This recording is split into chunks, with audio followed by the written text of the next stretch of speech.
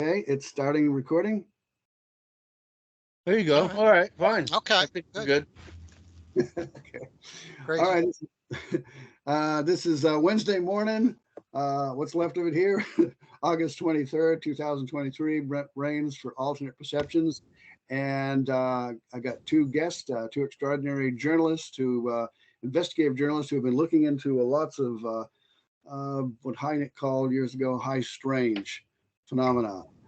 First of all, Christopher O'Brien, who we interviewed just a couple of months ago with Peter Jordan, both of them who have been involved with so many phenomena over the years. They hardly need an introduction, but inappropriate not to here. It's customary. Let me start with Christopher O'Brien. He's the author of Stalking the Herd, published in 2015. It's a large amount of the data that he investigated in the San Luis Valley of Colorado. A lot of unusual phenomena, very unusual. He did comprehensive coverage in this book of the cattle mutilation phenomena, as well as lots of other things, the UFOs and what we call 14er, named after Charles Fort. Just so many strange things.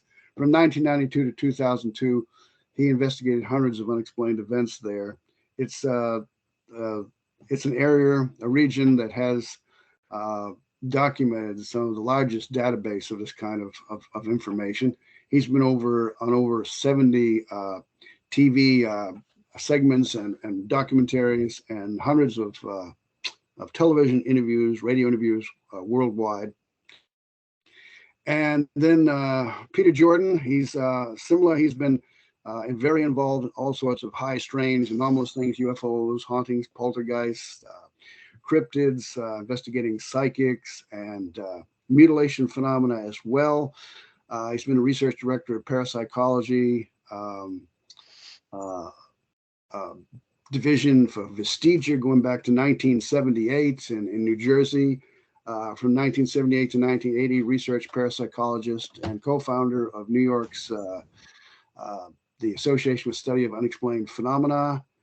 And he's been had a multimedia lectures that he's given at universities and colleges all over the country, over 300, and TV appearances, Unsolved Mysteries, ABC, NBC, and Fox News. And so I could just go on. I'm just scratching the surfaces on both gentlemen here. Uh, so let's just begin and dive in here. I think we should begin first of all. We just lost a great pioneer in all this, a man who understand was educated at Yale and who was Christopher's best friend for years and aided you and often you consulted with him on many key areas in your ongoing investigations and research. And that was David Perkins, who was 78. And Yeah, yeah, it's a uh, real major loss for me personally and for the field. Yeah. right, Um, Unbelievable. You yeah, know, I didn't know David that well. I think I met him once or twice. My memory is not what it used to be, but when I was in Dulce doing my investigations back, whatever that was, 79, 80, I met David and I stayed with another. When I was out there, I was staying with another David DeWitt, whom I haven't been. Do you remember David DeWitt? Um, but anyway, it was another researcher involved in the cattle mutilations, and David Perkins was the first person that I saw that had done an analysis where he had showed a correlation um, for the mutilations that seemed to be occurring downwind from nuclear installations, et cetera. And he had a map that he showed me, and he had a paper on it, which I still have a copy of. In fact, I shared it uh, with Brent. We were talking about it, and I said that was the first attempt that I saw or heard of where somebody was actually trying to do something to drill down and try to look at something, more scientifically uh, than anybody else. And he was the first one that I ever heard of that yeah, even thought of that. And again, I wasn't familiar that much with Chris. I mean, I knew Chris O'Brien. I knew I knew his involvement. I had read his books, Enter the Valley and Mysterious Valley and all that. But um, that was the first time and probably the only time I met him in person. And then years later, cut to like maybe some years ago, I reconnected with Chris. And then he mentioned to me, he goes, you should talk to Izzy. And this is how long it's been. I said, Izzy, who's Izzy? And it's really Izzy was that was David's nickname. That was his nickname. So I called him and we talked off and on for quite some time. And that was the first time that I really got in depth with him and drilled down. And what you realize when you talk to him, like when you talk to Chris, how encyclopedic their knowledge is of so many things. I wanted to spend, I was on the phone with him sometimes for an hour or more with David, and I felt bad. I said, David, I know you probably got a million other things to do than to listen to me ask you questions about mutilations and spinning off. He was so patient and so nice and so warm and also very funny, which I always appreciate being a former comedian. To me, it was just great to have somebody had a sense of humor. Didn't take himself that seriously, but was serious when he was talking about things Yeah. and doing his analysis.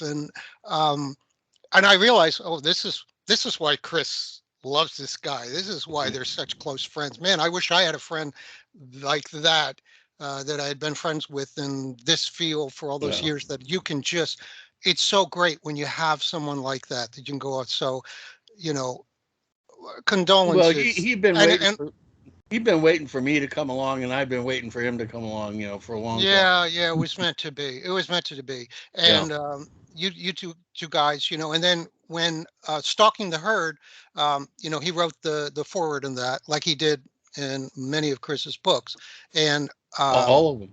all of them actually, yeah, actually, and you could just tell that they had combined their efforts and their intellectual acumen and their analytic abilities to be able to flesh out, as it were, all of the possible different scenarios.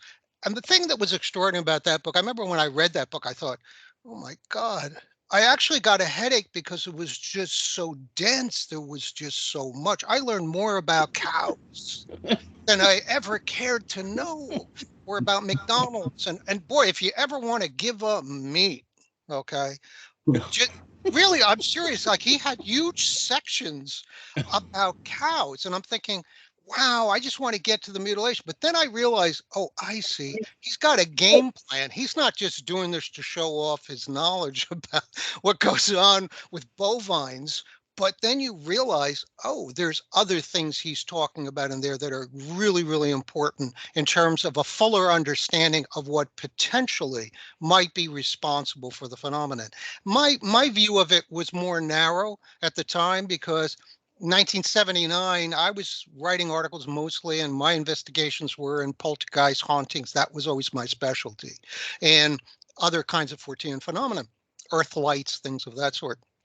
And then the mutilations, I remember I was reading Saga UFO Report, and there was an article about the Dulce mutilations, and I forget who the author was. Okay. And I thought, oh my God, this is really interesting. Oh, now we can prove something. This is how naive I was back then. I thought, okay, nothing else we're not getting enough evidence for everything. But now we've got actual physical evidence of something. There's got to be a way to conclusively. And now, of course, I've completely abandoned that dream, of ever hoping to be able to do that.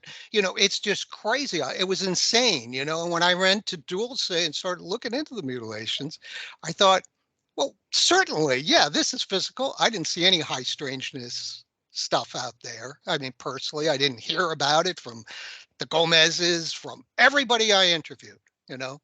I thought, no, this is earthbound. This segment of the mutilations. I cannot speak. I still can't speak for anything else in any other state. I didn't investigate it. But talking to Gabe Valdez, and I was there for over a week, and getting to know the Gomez and all that. And then when I came to the end of it, I thought, surely there's a way to prove this. Surely someone's going to knock down one of these helicopters. Surely someone's going to see a mutilation in progress. They can't be that good. Wow, they are whatever. It is that good. It's that Yeah. elusive, and probably will be for a long, long time. I no longer have any belief, but Christopher O'Brien's book, Stalking the Herd, which I can't recommend a book more if you have even just a remote interest in this. Certainly, if you're a serious student of this, you need to read that cover to cover and then bookmark it because you're going to want to go back. I'm on my third reading of it. I'm still making notes on things and doing my own research on cases that Christopher's talking about. Yeah. And realize this is a convoluted, complex, not simple subject, and it deserves better attention that it's getting from media entrepreneurs like Linda Howe. That's fine, and I'm not here to trash someone like that, because initially I believe she did some really good work, and if it weren't for Linda Howe, probably we wouldn't even had an inkling that a lot of this was going on. I think she did some fabulous stuff, and she was a good teacher at the time for Christopher, right? And David, I'm sure. Yeah, oh yeah. But now it's at the point where I listen to her. I've read all her books. I still follow her. Sometimes I think she's a great journalist. She can be a very good journalist, brilliant journalist. But boy, belief system is just off the rails and really disappointing to me. Really disappointing to me. And thank God for people like Christopher, because how many other investigators are there right now? Who's doing anything? I look around, I go, well, maybe I can hook up with somebody else because I'd like to pursue this more, but there's really nothing. Thank God for Colm Kelleher and the Bigelow team when they came. At least we have those mutilation reports they did for NIDS. That they got there within 24 hours, the samples, the best analysis done. And when you look at it, what did they walk away from? What did they come away with? They said, there's something here, but it's not repeatable on demand, and we can't catch this. It's always several steps ahead of us. And Colm Kelleher, I just heard him on a recent Comcast, and they said, are you going to continue looking? He goes, why would I continue looking at that? It's frustrating. It was extremely frustrating. I have other things I'm going to be looking at because that's just too frustrating. It's too elusive. And I think he's saying that. He's saying that. I mean, I'm no preeminent scientist, like he is. So I say, I don't know. I understand why a lot of people maybe don't look into it. It's too horrifying. Well, I've been waiting for somebody to bring the cattle mutilation mystery into the conversation about what the government was up to at the Sherman Ranch up there, or the Myers Ranch, if you will. You hear everything about, they were into these portal phenomena and crypto creatures and this, but the cattle are conveniently left out of most conversations, and any of the conversations that have officially gone on by members of the military and the intelligence services who have been kind of forced to comment on the initial OSAP program. You have not heard anything about the cattle. No. And that to me which is really bizarre. Yeah, because it would be, as you pointed out at the beginning of your comments, Peter.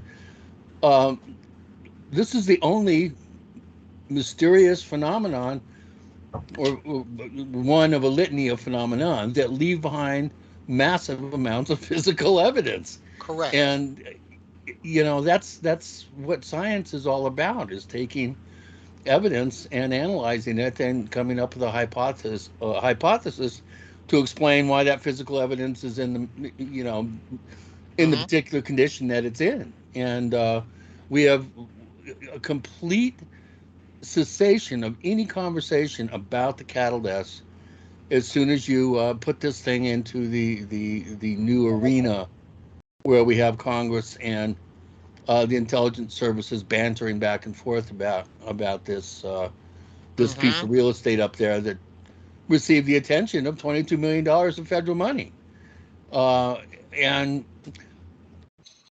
I'm getting back to David. I no, there's just no way I would ever have been able to slog through and write that book without daily cheering Mhm. leader sessions from David, Mhm. there were several times where I just was going to throw my hands up and say, "Look, this is just it's too overwhelming. It's too big of a I've bitten off way more than I can chew." And without his helpful enthusiasm, guidance, and just really cheering me on, basically, and supporting me in every which way he could. I mean, we would talk 2 3 times a day, during some of it. Yeah. Yeah. Um, Yeah. it I was know just he loved you very much. I mean, obviously admired you, and we it were was a like, mutual admiration. You know. yeah. Again, I just there's no way I could have done that. Yeah. He really was a co-author on that book. He was a co-author on all my books, really, because many of them I was in a place where I really didn't know how to handle some of the information, how to present it properly, and he was by far the best writer that I knew, personally. He was an Yeah. incredibly He was a gifted great writer, writer. Yeah. and he thought he was old school. He wrote everything out longhand. Mhm. Everything was Mhm. well considered. He would try things Mhm. different ways. I mean, he was a true writer. Me, I just throw I just throw it on the page and hope that some of it stains the page, and sticks. Well, no. But David was a You're real being a little craft. modest. Your Yeah, writing has always been exceptional, and you're a yeah, great storyteller. But what I also like is that you stick very close to facts, and you yeah, don't change those facts just to suit your own particular paradigm or whatever your particular belief system is. You're not driving something home. It's just here's the way it is, yeah, and you're probably going to be I'm going to complicate this, not be intentionally. It is in and of itself yeah, inexhaustibly complicated, and so it takes a certain mind to be able to take different points of view and be able to juggle them. And I've always done that, so for me it's never been hard, because I listen to what everybody says. I never say I'm not going to read that book. I read Philip Klass's books. I learned things from skeptics too, from skeptical books and so forth. And, when I met Dan Kagan and Ian Summers, that was kind of a wake up call for me yeah, too, though, because, you know, I was one of the people that was inspiring them to go and get a publisher and go and do this and so forth and so on. And they were excited because I was so passionate about it. And I said, you got to go out and look. I was in Dulce and I saw this, and here's the reports, and I showed them. And Ian Summers and Dan said, wow, if this is even a quarter as true as what you're saying, this is going to be explosive. yeah. And And and then they got and a then lot they of money go to to find ban them. out. They get a pretty good advance. They're going to go out. They go throughout the sixty country. thousand dollars. They came back. Ian called me up and says, "Oh my God, Dan is going to freaking kill you." I go, "Why?" And he goes, "He said you wasted so much time." He said, "How could he believe any of this? We didn't find hardly anything here that he's talking about. 10,000, more than 10,000, Howard, Burgess, all these people, you know, all of this, a lot of it, if it's not confabulation, it's just misinterpretation at your front. They were shocked, we're both kind of shocked that you fell for this." And I go, That's wow, because everything the bottom fell out of the whole mutilation thing all through the 80s. There it was did. really very little going on. And I had conversations with Jacques Vallée, who was one of the few people who wrote, even in if you read Forbidden Science. I mean, he has a whole thing in there where he thinks that Kit Green is really one of the people possibly responsible for getting the FBI to do the investigation. That it was Kit Green that did that. He writes, and I called Vallée. I'm in one of those forbidden sites. There's a small thing where I'm calling him and I'm saying, because I had come back from Dulce, I was writing this article up for Science Digest magazine, which never saw the light of day. That's a whole nother thing that's weird, is Yeah. how anybody writing anything sensibly is censored. But if you're Linda Howe, or you're promulgating some sort of UFO alien thing, oh, that's fine. We're not going to interfere with you. But me, it was like, no, we can't do that. So I talked to Valet and I was saying, do you think, I think I'm finding evidence that this is Earth-based. And he says, what do you think? It's the government? It's the military? And I said, well, it's some paramilitary organization. I don't know what it is. He goes, no, it's impossible. I remember what he said. And he wrote that. He said that, no, that's not right. And I said, so you think there's other things? He said, yeah. And he was planning to write a book at the time. I was really excited by this guy. I thought, He has quite a bit of yeah, information in and his he files. and he would work for years with Barbara Balthamic. Um, I think I've talked to you about her before, Brent. She's really an extraordinary woman. I mean, I read this biography on her. I don't know if, Chris, you've ever read Yeah. her book. It's about, he hooked up with her and they ran through the country looking at cattle mutilation cases. And so it's about that. I'll send you the link to the book. It's really interesting because Okay, good. she seemed very like a sensitive psychic person, very different than, obviously, different than Valet. Valet's just looking at the data, he's looking at the science of it. But after a while, he came to believe that there were so many bad things that started happening. And Bartholomew said, I think there's a lot of malevolence around this subject, and you're going to see, I hope I'm not bringing you into things. And there were like near accidents, like things that happen. And in the beginning, Valet like kind of shrugs it off. And then after a while, he says, I can no longer associate with you. And he pulled away. He finally said, I can't be involved in this. Later, she was killed, I think, in a car accident. Her Oh, husband no was kidding. killed. Yeah, I'm not familiar with her. Oh, it's very bizarre. And as I read it, I thought, yeah, this is why it was probably good. I pulled the plug and just backed away from this and just kind of, it took me a long time to really want to come back into it, because I was like, even though nothing terrible was happening to me, there was this feeling, there's this ominous feeling. I don't have to tell you, it's not just that it's dead cows. There's this ominous, or there's this aura. It's Yeah. unmistakable, and you really don't have, you could be, you don't have to be a sensitive or a psychic to pick it up. You just know there's something here that's not particularly good or great, and I don't know what this is, but it's not healthy for me to be involved in this a long time. So I pulled away, and then I felt a lot better. And and that was after the thing I had. I had some problems with Greg Bishop, and it was just, he's mailing me copies of Excluded Middle in the mail. My mail's getting opened, and there were notes written on it saying we had to open this up, and then everything had been gone through, and that happened a couple of times. And Greg says, well, maybe, they're probably looking at you and blah, blah, blah. And I thought, yeah, Yeah, who's they? yeah. And I don't want anything to happen. Not just my wife. I didn't want any of my loved ones or any of the people around me to suffer because I'm suffering. I can handle it myself. So I said, you know what?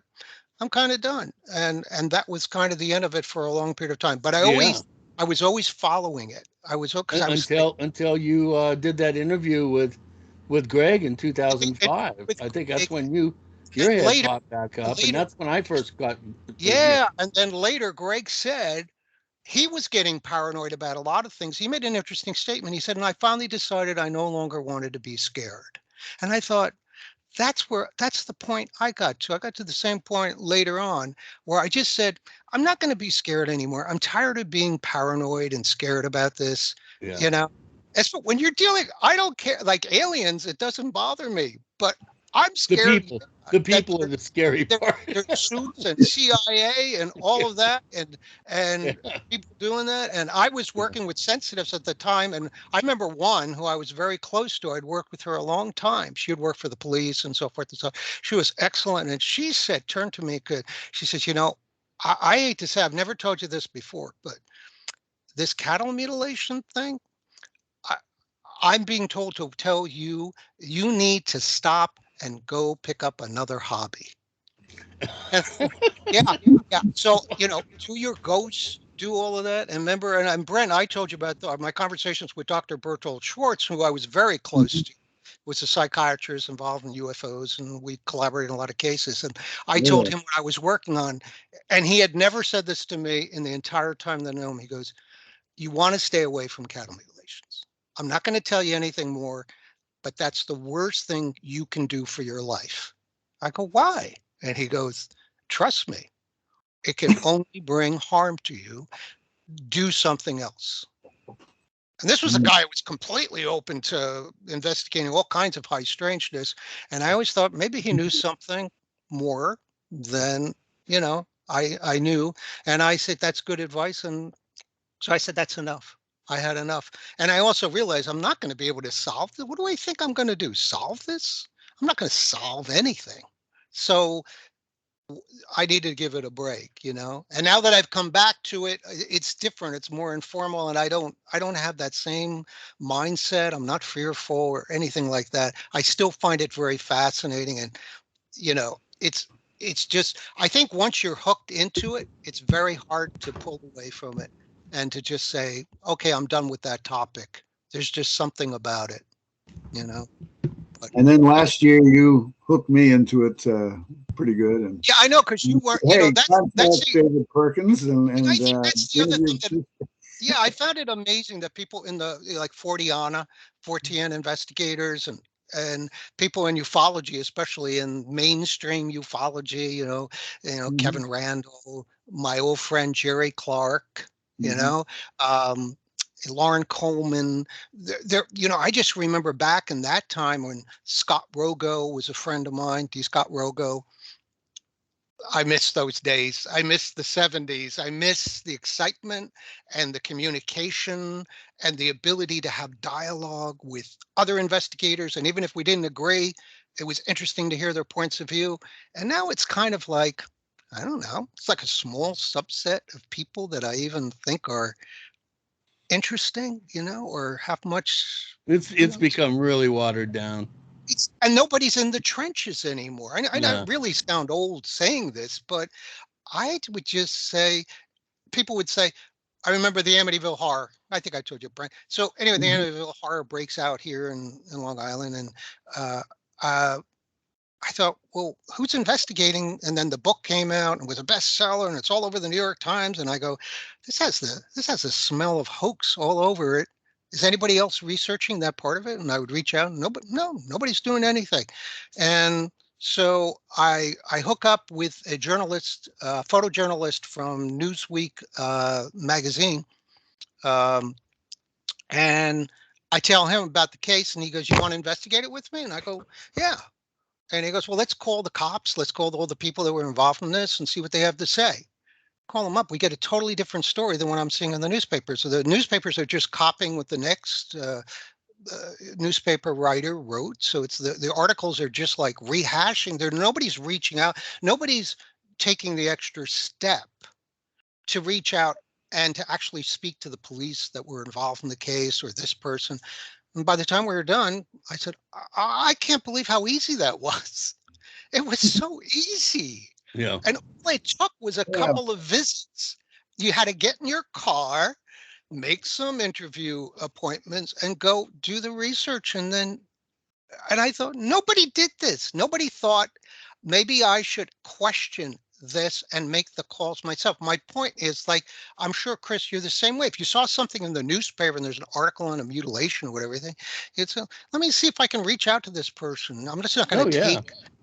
And that's what you did. And you would find out very often it's not exactly the way it's written. Or then if you went to the ranch and looked at the cow or looked at the way it was handled or see if there a veterinary pathologist that determined the cause of death. No, there wasn't. It was just a guy, my next door neighbor. He does veterinary medicine on the side, or whatever it might be. Yeah. Sometimes that what comes out in the wash is something very different than what is assumed by everybody. And Yeah. that was the big mistake I made with the mutilations. I was only speaking about Dulce, which I still to this day believe were real events, and they don't have normal explanations. But Yeah. Dan Kagan and Ian Summers said that I was totally wrong and misguided, and that really slapped me back, but made me realize I need to be more careful about who I'm listening to and what I believe. And it was an important lesson. But that's why I liked your book, because you really pull it apart. You take cases and you say, this case may not be what you think it is. There might be some other cause here. The whole thing about blood, no, they're all bloodless. As Linda Howey says, bloodless, trackless. But she makes it generalized, bloodless, trackless. No, not always. Not always. If it was Well, again, always, that goes right to the heart of the matter, and that is when you have the responsibility to convey accurately the facts of a particular case or a particular mystery, um, by factoring out certain Mhm, huge blocks of data and large subsets of data, you're being intellectually dishonest, and that's you exactly need right. to look at all the data and Hmm. allow all the data to help, sort of configure your thinking and help you come to at least come to a consensus agreement in your own mind about Hmm. what it could be and what it could not be. And by only using 10% of the data, you're going to get a completely skewed view of the entirety of the phenomenon. And Hmm. unfortunately, that's what certain investigators who've jumped onto a particular bandwagon or use the confirmation bias to promote their particular pet theory, they're being they're being dishonest, and Hmm. they're not looking at all the information. They're factoring a lot of the data out, and that leaves a very skewed, I would say, well, it leaves you with answers that you can't rely on. Hmm. And unfortunately, I'm not built that way. I'm not designed that way. I need to do this in a way that is intellectually honest. And it even though it's really much harder to do it that way, and to really take into account the full scope of the data, um, it's a lot more work. It's a lot more time consuming. Um, you get a lot bigger headache. I think you do have a much better chance of really coming down uh, with answers and at least indicators that you're going in a direction that is leading you to potential answers. Hmm. And again, you every theory that you come up with, you're going to have at least enough data to make your argument to support that theory. You're gonna have enough to do that. But if you factor in the other 90% or 85% of the data which refutes your theory, it gets very frustrating because nothing works, nothing sticks. It's a self-nullifying mystery, and it's not cut and dried like ghosts. It's not cut and dried like well, I wouldn't call UFOs cut and dried by any stretch, but um, it sits in a class of subject all by itself, and that's why so few people um, pay it much attention. It's just too overwhelming. It is overwhelming, and it Yeah, requires a vast knowledge and understanding of biology, right? Chemistry. It can become very technical, yeah, and I think it's too technical. I mean, my background psychology. I have a master's in psychology. I mean, I can follow certain things and I understand science and know it, but I certainly am not an expert. I'm not Colm Kelleher. I'm not someone who has a PhD or an MD and that kind of thing. Um, but I can follow what they're saying. But I think a lot of people are like, no, I'm looking for a simple answer. I think most people, I think it goes, there's the psychological principles that I've always seen in this field is this intolerance for ambiguity. Um, that the mind seems to be capable of handling one thing at one time, you yeah, know. And I remember when I was doing comedy, Rodney Dangerfield was one of my favorite comedians, right? So short story that's relevant to this, to belief systems, whatever. And I remember one thing, and I remember working at Dangerfield's, and he would host the show sometimes, and he would bring the comics on, and I was just starting out, and I'd go up, and I remember I get off stage one time, and I said, oh, Rodney, what'd you think of this joke, or what'd you think of that? And he goes, "Hey, kid, that's not bad. Keep doing it." And he goes, but keep one thing in mind. The thing that made me a star wasn't the fact that I'm such a funny person. It's because people can only hold one idea in their head at one time. So once I found my hook, I don't get no respect. That made all the jokes that I used to do before it without the hook funny to people. And that's when I became a star and I was memorable. Right. So work on your hook. So my point is, I mean, it's really interesting. Good but advice. that's, Yeah. but that's the same thing here. Like when I would get asked, people would say, why are you spending so much time on something that's proven, with cattle mutilations? It's predator behavior. You know, that a long time ago was shown that it was Satanists. A long time ago was shown it was this. And there's, why do you do that? And, we have the answers. Those are the two answers because that's simple. We can explain it. It's much more complicated if you say, well, it could be interdimensional. You sound wishy-washy. And if you're wishy-washy and you're ambiguous about what you believe, then people say, I don't have any confidence in you. I'm Right. going to Yeah. go to Linda Howe, or I'm going to go to somebody who puts it in a package for me Right. and explains what it is. It And does then my that thinking makes for me. sense. It makes a lot more Yeah. sense. It doesn't make sense. Pre-digested There you go. theories. And Right. that's the whole problem. I don't have a problem with ambiguity, and neither does Brent.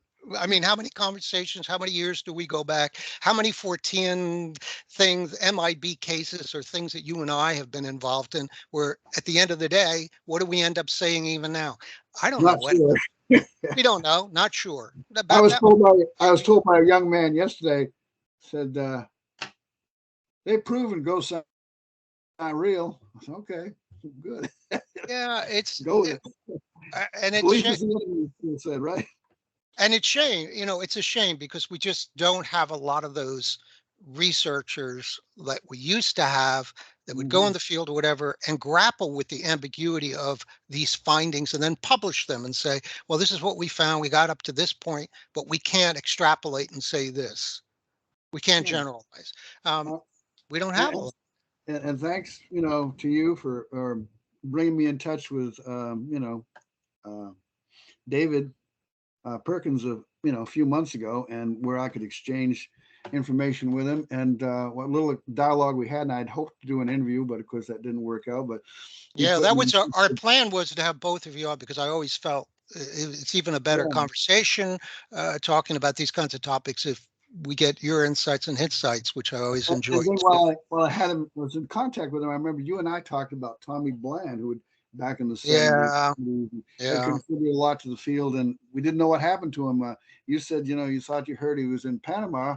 We were thinking Panama, down in Central America. Turned out he's in, he went to Panama, Florida, and David had his phone number and address and email, and so I got in touch with him, and that initial conversation was like 5 hours long. I mean, it was incredible, Well, and telling all yeah. of these He's things. and he's been somewhat ill. I know he's had some operations, and so he's had a hard time. But he still has a desire to want to write more and do more investigations. I'm hoping he'll be able Yeah, to. he said if it wasn't for his current condition, he would have been in Yeah. Washington D.C. at the He had a hearing. lot of interesting insights into the mutilations for me. I wasn't that familiar with him. I had read some articles that he had written in years past, but I wasn't that familiar with Tommy Bland, about what his input was into the field. Yeah, But he but was a like you said, the mindset of the researchers today is not what it was back no, in those early days when in the 70s and 80s and such. I mean, it was different. I mean, I was inspired by John Keel, and I traveled up and down the coast of from Maine to Florida, and interviewing people back in the 70s. And Keel was my example. I mean, I thought, well, I want to get out in the field and look at this stuff from the perspective of actually talking with these people. And yeah. Yeah, Keel, I became pretty close to Keel because I lived close to New York, and I Mhm. used to travel to New York a lot. And whenever I had an opportunity to go to his apartment on West 85th Street, he had a rent control apartment that he lived in. And wow, you'd walk in and there'd just be boxes and boxes and boxes of files. And I was like, oh my God, I could spend all day talking to you. He really, and funny as hell, just a funny, interesting, uh, great researcher, and just stories upon stories upon stories upon stories upon stories. And he had also had one of those eclectic minds where it was encyclopedic. He had done so much research in libraries, like just like you do, like Chris does. Chris does that. You go in and call Like you. things from old archival research and blah blah blah. And I love that kind of thing. Yeah, That we right? all remember the old days before the internet when But that's you what you really had did. to work. It Yeah, yeah. So wasn't Keel would sitting go to at the in your Library house of Phone with a calls get Congress. expensive. Yeah, and Keel would tell me he'd go to the Library of Congress, right, in Washington D.C. Right. Remember, that's where his girlfriend at the time. I think we talked Glenn about that, right? Sotelo, yeah, There you yeah. go. Yeah, Wrote yeah. the 200-page So bibliography and he on. would tell me these fascinating stories about like when the interrupted journey came out and Benjamin Simon was doing the analysis and had all those tapes. They were reel to reel tapes. And I go, who has the reel to reel tapes? Anybody? I go, what was that? A Wallensack? And he goes, yeah, I think it was a Wallensack. That's how old yeah. I am. Right. And he said, yeah. And for a long time, believe it or not, they had the tapes, all the tapes, the complete tapes of the Simon hypnotic sessions with Betty and Barney Hill at the Library of Congress. I go, well, you mean the ones that we have now that are available? No, no, no, no, no, no, no. He said it was the complete collection of tapes. Why they would decide to just put them at the Library of Congress, I don't know. But I would go down there regularly and I decided I'm going to listen to every single tape. So he said, we're talking 6 to 10 hours worth of material. Wow. And I didn't realize there was that much. most of it had to do with the psychological problems of Betty and Barney Hill that later John Fuller was forced to excise from the book and nobody has ever heard. Now, I don't, again, you could say, well, he's making that up. I don't know. Would he make that up? It seems bizarre that they would have that available and he said, and what you realize after you listen to it, after you listen to the entire thing, is that this had more to do with the psychological traumas that especially Barney Hill was experiencing because of the interracial marriage Yeah. than it had to Yeah. do with anything else. And to me, it was a non-UFO story. Fascinating. And I always thought, I would love to know more about that, And later when I got to meet Betty Hill and I talked to him, Betty Hill goes, that's nonsense. There was no way those tapes were down there. I go, well, I'm telling you, this is what Keel said. Um, Again, Keel always had something different to say, and he was there at the time that all these things were happening. But he was another one. He got into his old car, his beat up car, and he would drive down to Point Pleasant. He did the work, Yeah. regardless of what you think of everything, you can always say, oh, well, he got this wrong, or that witness now has changed their story or whatever. But all I know is he did the work, and I respected that about him. And we don't have a lot of people like that, No. We don't have, Ted Phillips, Ray No. Stanford, and I don't have to tell Chris about Ray Stanford. I mean, if there's anybody who knows him probably better than a lot of people know him, and his work to me has always been extraordinary. Yeah. Talk about a genius. I mean, one Oh of the yeah. Oh, really, absolutely. and again, not again, Mind blowing. how many people even remember? I mention these names sometimes to people. I'll say Alan Hendrick, for example, or I'll say, um, you know, um, you know, I mean, there's so many of them, and I'll bring their names. They go, I don't know who the hell you're talking about. I go, these were great researchers, or at least Valet. Oh, I've heard the name. You know, oh my God, you never read Confrontations? You never read Dimension? Didn't read Passport Magonia? What rock do you live under? How can you have a Exactly. podcast talking Well, see about? that's a major problem. On the one downside of this, this latest modern age of UFOs or UAPs, they want to rebrand it, is So, that all these people are getting involved and getting all excited and making a lot of noise, and they don't have the foundational knowledge no, they don't. that they need, Right, and right. they don't know about the pioneers in the field, the McDonald's, the Druffels, the Creightons, Ah, yeah, and Druffel. Yeah, the Keels. yeah. Yeah, These didn't people, didn't, these didn't Mark people are, Bell? I they think I don't said have a clue Mark that Bell these. not know who Keel was for the longest until the movie came out, and then he had him on his Yeah, show. Said, yeah. "Where have you been, John Keel?" Uh, I had I, I had Keel booked that would have been his last conference, and he Ah, he was he was signed and ready to go. We were ah, going to do they called the Emergence Conference down in Palenque, and we were going to put everybody up first wow, class. Leo wow. Sprinkle was confirmed. Leo. Keel was Yeah. confirmed. It was a whole short list of some of the greats. Almost had Mm-hmm. Robert Anton Wilson, but he was too ill. Oh man, now you're talking. Yeah. And I got on the phone with Keel, and my first time talking with him, and he said, I can't understand why do you want me there? And I said, well, John, you're the man, you're the legend. And he says, well, you're going to get in a lot of trouble if I'm there. And I said, well, what do you mean? He goes, well, that's what I do. I get people in trouble. So if you want to end up in jail, you invite me. And I said, John, I'll take my chances. And we had Well, flight. the two funniest people I ever met in this whole business, it's like show business to me. It's just another form of show business, ufology or whatever, was Jim Moseley and John Keel.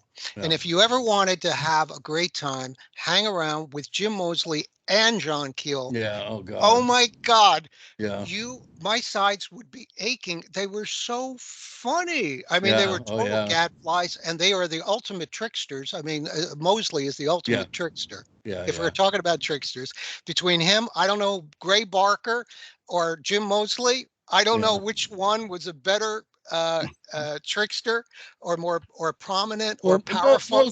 Mosley was, I think, had more fun with it. Barker was a little Oh bit yeah, more serious. yeah. Jim.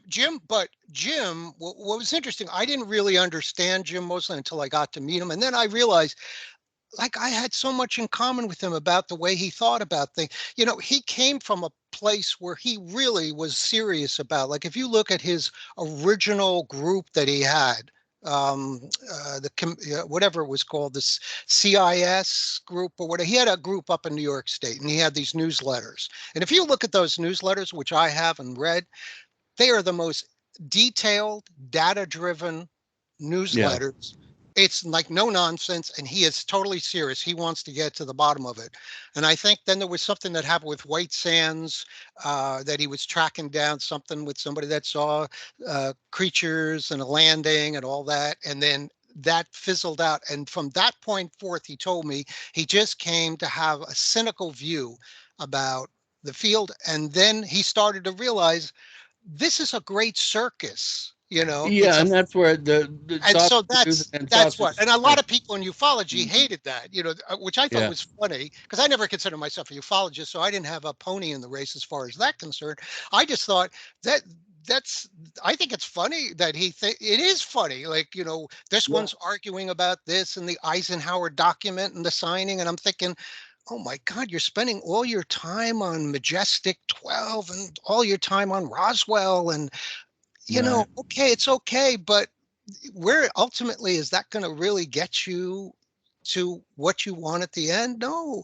So I just never understood the obsessions and this whole bickering, and it's just like a lot of nonsense. And I got that. And so Mosley said, you know what? I'm going to be the three-ring leader of this circus. Yeah, he was the This gasoline, is just too the much Molotov fun. cocktail Yeah, in but the fire store. Professor Smear, I really looked forward to reading each and every one, like a lot of us I did. used to get kind of depressed reading it sometimes because it just Yeah, portrayed the whole feel as yeah, so there was that like a part of it school in too. circus, Yeah, and but it was and then great. And Keel and had Keel, this kind of anarchistic view about it. Like when I would talk to him, he would say, everyone seems to think like they have the answer, and this one's going to try to figure this, and he goes, and after you're just going to realize that the phenomenon is just going to make you chase your tail. It makes you chase your tail, and if you don't mind that, that's what you're going to. He goes, but I wasted a lot of time. I wasted years doing that, and what do I have to show for it? That Yeah. was his point. He was very negative, especially toward the end. Yeah, he was pretty bitter, I think, at the end. He was, because he That's why felt. I thought it was really important to get him out of the apartment, and Yeah. unfortunately, we had booked the conference for the um, the weekend after 9/11. Oh, So God. 9/11 happened, and Oh, we had to cancel, and the thing never materialized. But I almost was able to get, if 9/11 hadn't happened or it happened 2 weeks later, mhm. I would have had a conference in Palenque with Keel and quite a nice you know assemblage of folks down there, including Perkins. Perkins and I actually were the ones that put it together, and Oh, wow. my brother did the all the destination side work because he had a travel service down to all the Mayan ruins and stuff down there, and so it was going to be a really really cool thing, and a chance to get to know Keel, because I never did really get to know him. Oh, you didn't? Oh, I okay. met him once in New York, but Okay. there was too Yeah. many people, and Yeah, yeah. So when I was with Vestigia, which is an offshoot of Ivan Sanderson's Situ group, you remember right, that, right? Which Stan Gordon, who was a friend, was part of too, right? yeah, And Robert Jones, who was the president of Vestigia, was a Bigfoot, anyway, naturalist and a Bigfoot seeker, hunter, whatever, friends with Peter Byrne and all the famous, Bigfoot hunters and so forth and so on. And so when Situ kind of collapsed, he formed an offshoot called Vestigia, which was up in northern Jersey. And they had earth lights that were going on there on a regular basis in Long Valley, New Jersey. And at the time, 76, 77, as you probably know, during that time period, I mean, New Jersey was kind of like a lot of other states where there was this a proliferation of all kinds of Fortean phenomenon. yeah, I mean, everything from Bigfoot to close encounters, everything was going on there. And these earth lights were constantly happening. And so they had an earth light group made up of physicists and electronic specialists, and they built we're going to get to, because I don't think you're getting enough of a plug for UFO DAP, and we're going to talk about that. And I want to get your yes. insights into To that. me, it's just No, no, amazing. no, no, no, no. It's a Every single no-brainer. UFO conference is banging on my door. It's Yeah, yeah, we're in 14, 15 countries now. We have 60, almost 70 yeah. installations now. It's amazing, and the equipment is just absolutely beautiful and amazing. But here's my point: back in '76, there wasn't a lot of that kind of equipment that was available, even No, for there was none. there was nothing. So the guys in the group said, we're going to build our own. And these guys were like, you know, just like unbelievable what they could build. So they built this little cart that would go up on the railroad track where the light was seen, and it was all automated. So they had all their equipment, the magnetometers, methane gas sniffers, all this stuff, right, was on this cart, and you could remote control it, and it would go up and down the railroad track. It's just like, holy mackerel. They built this stuff themselves, right? And then they got Yeah, wow. permission Conrail to use that unused part of the track, right? And they did all this research, and they were able to get all the infrared pictures, like hundreds of them, of the objects, of different things. But then also, um, they had collaboration with Lamont Dougherty Research Facility, the meteorological facility, which was part of Columbia University up in northern Jersey. And they were able to work with them, and they had seismographs that could track all the earthquake, all the seismic activity anywhere in New Jersey at any particular time. So that's what they did. and they were fed all that information. And what they found is that the lights would appear usually very shortly, like maybe a couple hours or a day prior to these earthquakes that would occur in the area. And this is when all this Fortean phenomenon is exploding in the area. So it was thought this is connected to it. John Keel became one of our, he was a consultant. He used to come to our meetings, he used to hang out, and he would say to us, I knew this a long time ago. I used to see this all the time. You know, I knew that there were sites wherever the faults were, you're going to find that's the window areas and that's where you should be looking. But he goes, I would tell geologists and people I would talk to, and they go, yeah, but how can you prove that? You don't know, you know, is it temporal? Is it maybe non-temporal? Anyway, our group was able to actually show it on a consistent basis. That we were able to predict when these microseisms, they were small localized earthquakes that Lamont Doherty would see, to the appearance of the light. And then Bob Jones, who worked for IBM, actually submitted a grant proposal to them. They were very interested in giving us a grant, giving us grant money for the group to actually get better equipment and to actually do this on a bigger level. And then what happened is they suddenly became aware of the fact that we weren't just looking at earth lights, we were looking at Bigfoot and cryptids and ghosts and hauntings. That's Grant killer. Bum, bum. That was the end of that. And then this is the best part of all. The theory was that there was piezoelectric, there was pressure being applied to the quartz crystals that were underneath this particular area, right? And that the light was following the natural pattern of that fault line. Okay, we were able to show that because the light would like swing back and forth. That's what gave people the appearance that it was the hooker man, because he was carrying a lantern swinging signs up, which is part of the mythology of a lot of those cases where you have railroad tracks and you have these earth lights. And it was really fascinating, you know, and I got to see it a couple of times myself, the light, and I saw all the readings and everything like that. And Conrail came in because there were so many people going out there now. All these kids were out there, and the cops kept killing out there. They said, you got to get, you know, yeah, the railroad tracks themselves are a conduit, because that's what they had published in some of the newspaper articles, is that the iron of the railroad tracks were acting as a conduit for the electromagnet, for the energy, and then it was becoming ionized as these balls of light, okay, that were appearing above the track. Conrail came and ripped out the railroad tracks, the light vanished. So the group was excited and also, you know, dispirited about that, because it was like, okay, that's great. That shows that that it was contingent upon some other variable here, but now we'll never know because we can't repeat the experiment. But what was really funny, the newspaper said that we exorcised the hooker man and caused the experiment. And that was the end of it. But my point was, if that, most of the people that were in my group, in that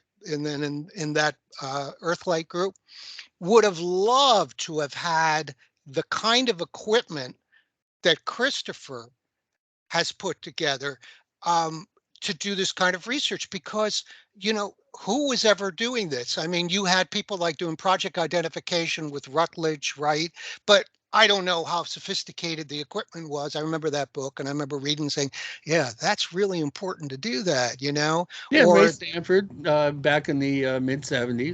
The Starlight, Project Starlight. Right, and then you had who was it? The Utah display. Professor Strand up in Norway. Yes. So you have those people doing that kind of research. But what I want to say is, when you look at the equipment that Christopher has, it doesn't just take a photograph of something. It does a hell of a lot more. And it gives you an incredible panoply of data that you can use to correlate. And that's what the Vestigia group, what we were doing was trying not just look just to see if we can photograph the light, which we were, you know, a lot of people could do that, but it was to correlate it with other things happening at the same time. And now in this time period that we're in, there's a way to do it. And here's my thinking. I used to be a member of MUFON. I was a member of APRO. I was a member of all these groups. And I'm thinking, well, there's a lot of people out there, these groups, Yeah. Why aren't they all, instead of just going out with cell phones or whatever, their little cameras, it has to be this sophisticated for anyone to even take you remotely seriously. Yeah. So Yeah. kind of research, the kind of work that Ray Stanford has done, right? And some of these people that came before us have done, and Ted Phillips and Marley Woods. If Ted Phillips were alive, I'm sure he would probably be drooling over this and saying, No, he'd have a whole complete setup. and it's amazing. So the thing I want to start talking about, if that's okay with you, Brent, is Thumbs up. the UFO cap. And I know this is going to sound like a gratuitous plug, but it isn't. Um, Chris has a GoFundMe page, which I have been remiss in not donating to, but I'm going to. And I'm wondering how many people realize that this is still active, Oh yeah. right? You can I donate. just put it up there to pay for my trip out to put up the first camera. But first of all, this equipment is so cool. It's not just important; it's cool. Yeah. I mean, Oh yeah. when I heard about this, and the only way I found about this was I was on Chris's site one day and I saw there was a thing about it, and I go, I haven't even heard about this. I haven't seen this anywhere. And I hear him mention it on podcasts, but I'm like, weren't people excited? It's not that expensive. And No. if you have a MUFON group of people that are into astronomy and all this and tracking the phenomenon and trying to correlate it with all these other variables, why wouldn't you just pool your money together and say, let's get the low end of this? Yeah, and it's not an effort that's commercially driven. I mean, we don't mark up the gear. Right. We sell it at cost. Right. The only cost that is actually going to remunerate the engineer is the $90 for the software Correct. that was 100,000 lines of code and 6 years of his life.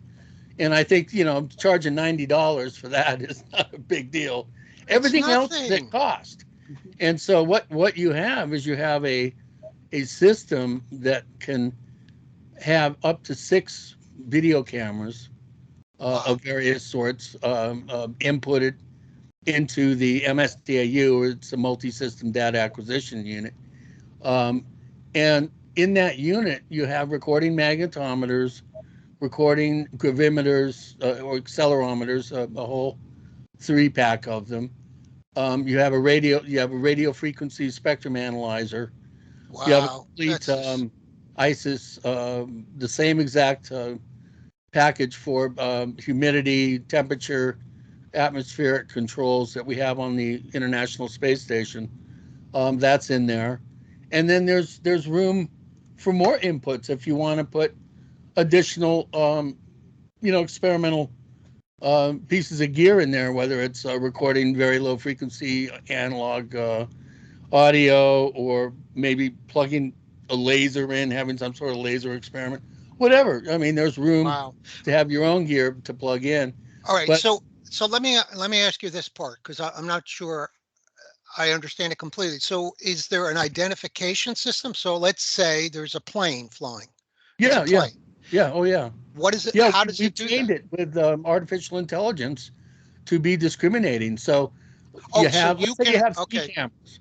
Okay. Okay. You have an all sky camera, which is, let's say, if you have a really good open area that can see horizon to horizon, you put the fisheye camera in. It's the early warning alert. It sees something that it can't identify. It's been trained to do this.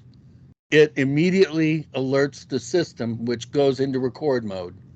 The nearest camera to the object will then automatically, over the internet, grab the object, put a bounding box on it, like a targeting software in a military aircraft, and it will motion track that object while the other cameras swing around and triangulate on the same object. So you're triangulating this, so you're getting like and it's all done automatically. It's all it's all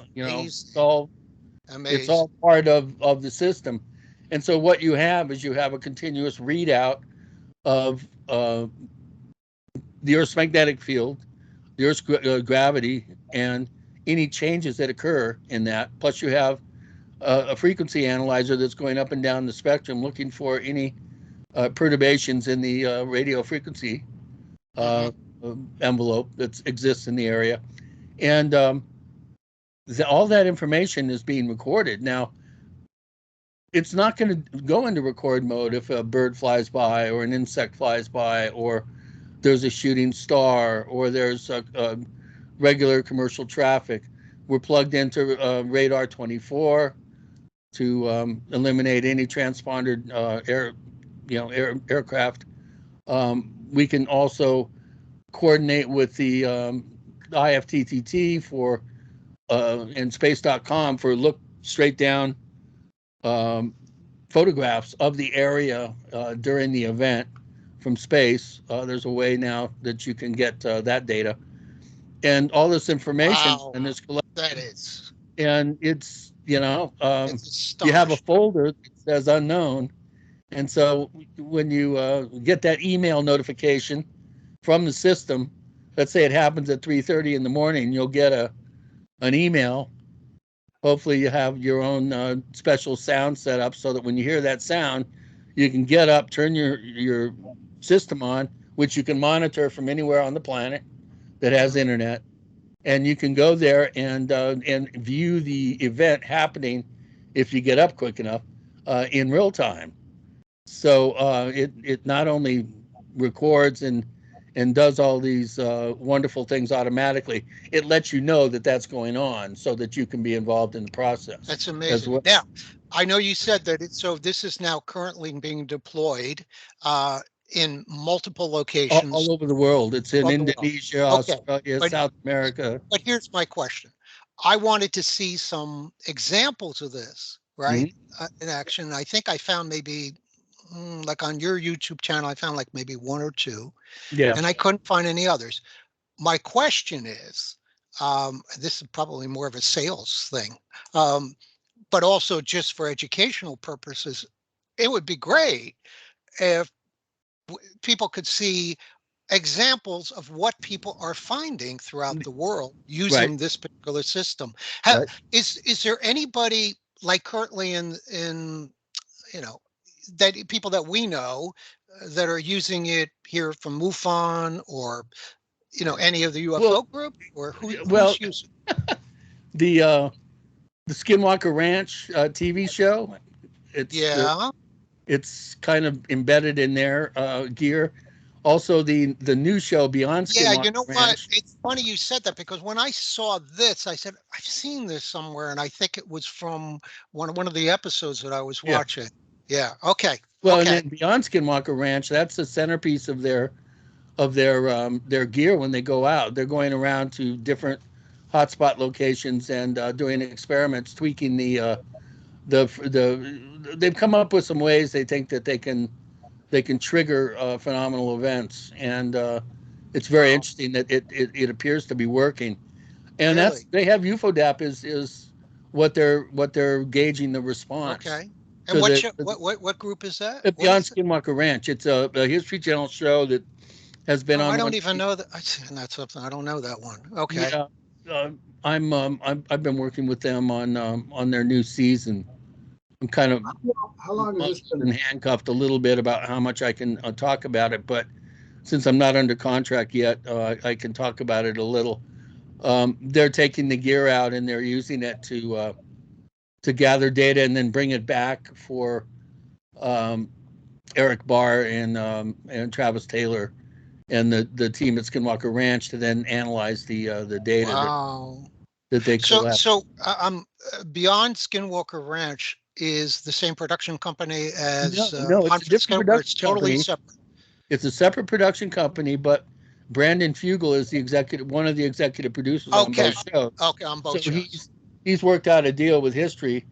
They Prometheus Entertainment, who of course did Ancient Yeah, Aliens, right, Curse right. of Skinwalker Ranch. They originated those two shows. They Okay. were given an option on the follow up show, and they passed. And so a different production company, Rail Splitter Pictures, picked it up, and they have a sweetheart agreement with the original production company, their Okay. stars, if you will, Yeah, yeah, to yeah. be involved. And so at the beginning of the episode, they go in, they say, this is where we're going.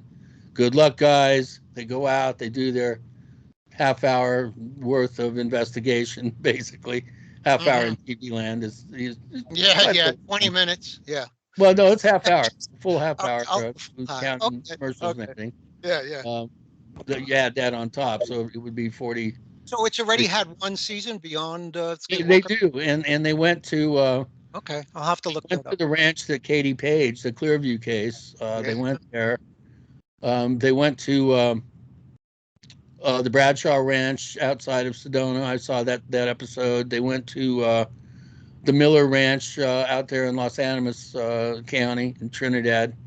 Okay. Outside of Trinidad, pretty interesting case, which had quite a number of mutilations over the years. And I'm taking them to probably the most amazing case that I know of in the San Luis Valley that is an ongoing case that's north of Taos, about 25 miles northwest of Taos. Really? That's great. Yeah, if you go to my places to investigate in the San Luis Valley Google map, it's the one that's below the anomaly zone in the south there.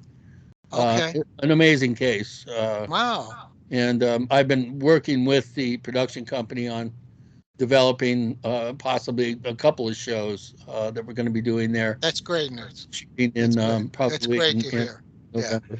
Yeah. And You deserve a lot more than just this, but there should be a whole show. I don't do this. I'm just trying to tote the rock down the field and move it along. Yeah, well, that's gonna help. That'll help. I used up my Warholian 15 minutes of fame, years and years ago. I've been on over 100 shows, and people's like, "How come I've never heard of your work?" And it's like, well, yeah, I know. I'm not interested in creating a cult of personality around myself, and I should be speaking at every UFO conference on the planet right now. Of course, I mean, Hey, you know what? Sometimes I look at the rosters on these shows, and I go, "Oh my God!" I don't know who any of these people are. Yeah. I go, "Who is this? Who's I this? know. Who are these people?" I'm going to go to listen to Stephen Greer. Please. Yeah. I don't know. It's like it's just absolutely amazing to me. I'm old school. Yeah, I had the we all wonderful are. Well, we're all example of you guys to teach me and inspire me and to get me to think scientifically, And Ray Stanford. I miss? Well, you know what I really miss? I know Brent and I have talked about this. When I used to go to conferences, sometimes I was a speaker at some of the conferences for MUFON and for APRO, and I would meet everybody, but I met people that I really admired. I would meet Dick Haynes, Richard Haynes. I met Alan Hynek. I shared a roster with him. I was like, wow, this is like, I can't believe I'm with Alan Hynek. Wow. And having a really good conversation with him, and all the great people that were there at the time. And now I look at rosters and I go, wow, I don't know. I got to meet Dr. Dr. Valet at a conference. Yeah, I never met him. Where I was speaking, and I got to interview him. His interview with me is actually still up on his jockbilly.net site. Oh wow! After all this time. Yeah. Is that I remember seeing a video, and I think it was Skinwalker Ranch, of a spherical light moving real close. It was daytime, close to the ground, real fast, high speed. They have to capture. I'm wondering if that was one of those that they used that instrument there. I'm not sure. They have a number of different types of surveillance systems that are set up there. I haven't really seen a schematic of how they're utilizing. I know they're utilizing the mission control software, which is the coordination between all the different inputs. Right. You can mix and match. Everything is open source. It's all Raspberry Pi and open source, so that if someone can't afford to, to do it, but I want to build my own. It's everything is all available for anybody. All right. So for the benefit of the the 10 or 20 people that are listening to this that are really intrigued by this and are interested, Nick, maybe I'd like to do this in a group, or I can tell somebody about it. What are the different packages that you offer? Well, it's all customized depending on location Okay. and what your needs are. Ron Olsch is our engineer. He's the one that designed the software, and working later on in his process, working with myself and the other original founder, Wayne Hollenbeck, who we lost about a year and a half ago. I'm sorry to hear that. Yeah, it's like all my I partners know. kicking Yeah. off.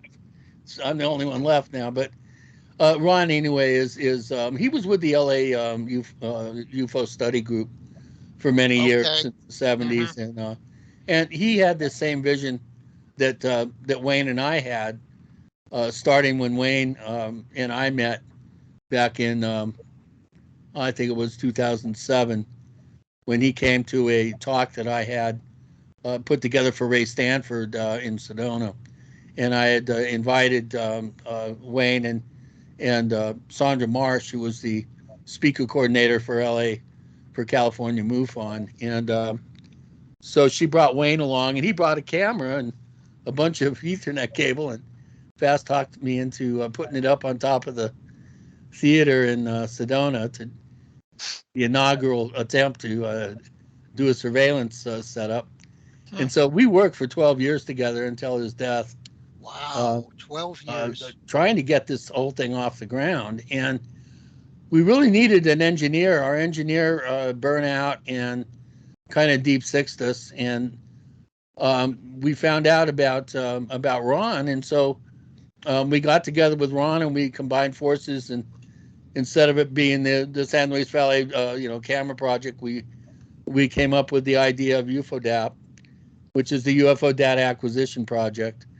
And Ron spent the next 6 years developing the software, and now we're off to the races. And so what we do is that somebody contacts Ron, says, I've got this particular configuration, sends pictures, photographs where he wants, and we have different types of cameras that'll give you different types of results. If you don't need a camera, if you don't have a 360 view, you don't need an all sky cam, for instance. Right. If you're really interested in just nighttime stuff, then we'll recommend an analog camera that has a blaze grating on it that'll break the light into its various spectra. We have different types of configurations depending so on. What is the resolution on these cameras? I think it's 4K. Oh, okay. Definitely it's high def. Definitely it's Yeah. It's 1900 by 1200. But I think some of the cameras now are actually 4K, and he may even have some that are 8K. The problem with that is you've really got to have a robust computer. Yeah, I was going to say. Right. Yeah, you need a lot of computing power for that. Yeah. Yeah, because that's a lot. So let me ask you this: has anybody captured anything that is really interesting? Yeah. Oh yeah.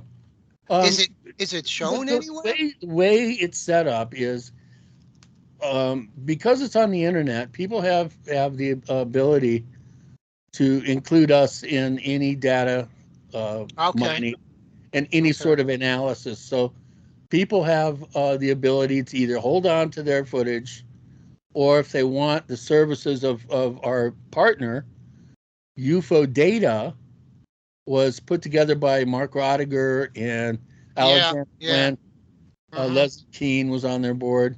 They were trying to do something similar to what we were doing, and when we beat them to the punch, they said, well, there's no point in us reinventing the wheel. You guys have what looks like a very viable system to collect data. How about if we just analyze that data for you?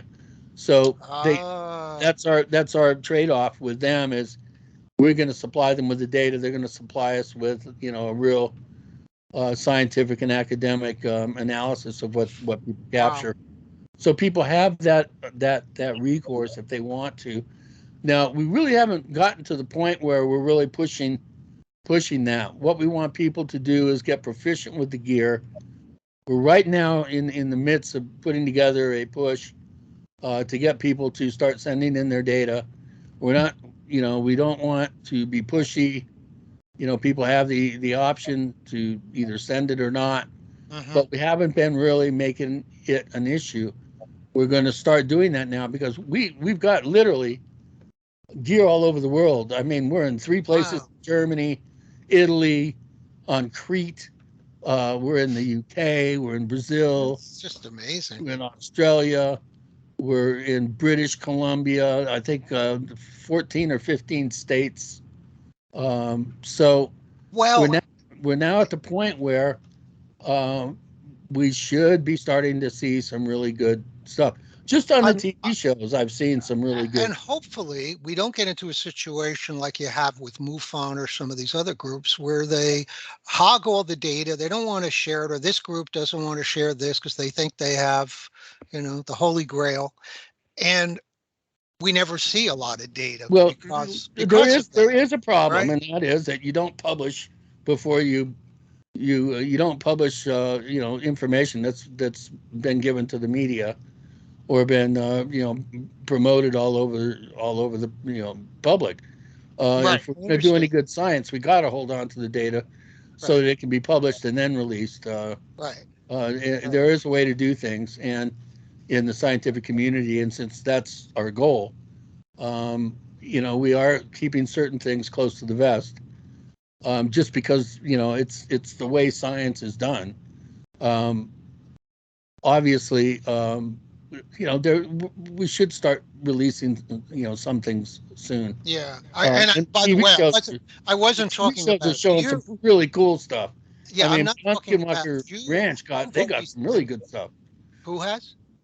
The follow up show to the Skinwalker Ranch Oh, show. okay. Okay, that'll be great to Yeah, see. and you see it right there on. I Wow. mean, Wow. they do a quick analysis, a quick thumbnail 2-second analysis at the end of the show, and they give their presentation to the guys in Utah.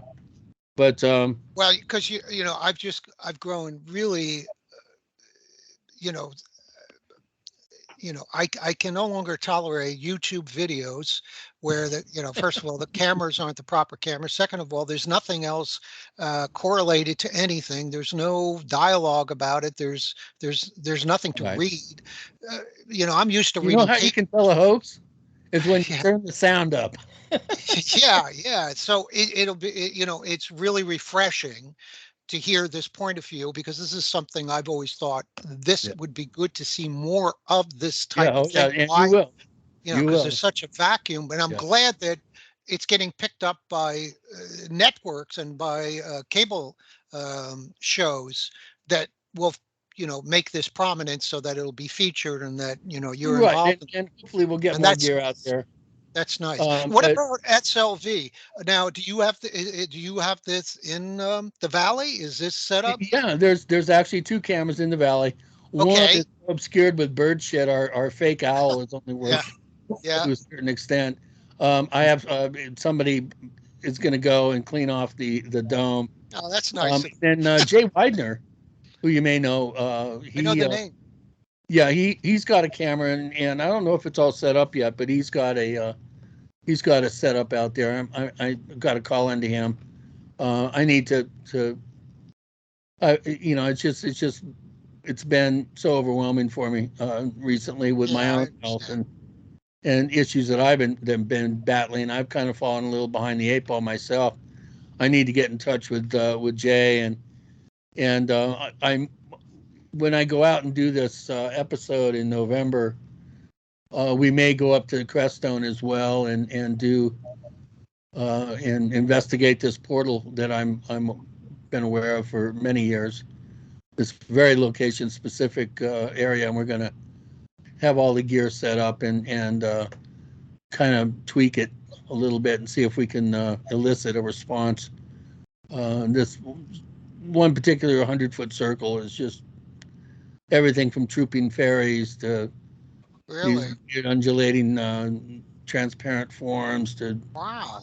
kinds of bizarre things, wiggling light Oh, worms. that sounds exciting. That Yeah, sounds yeah, and really it's all in a single intriguing. spot. I took Wow. Mary Ellen Guiley there, and we were accosted by 3 energetic forms that chased us out of there, and Really?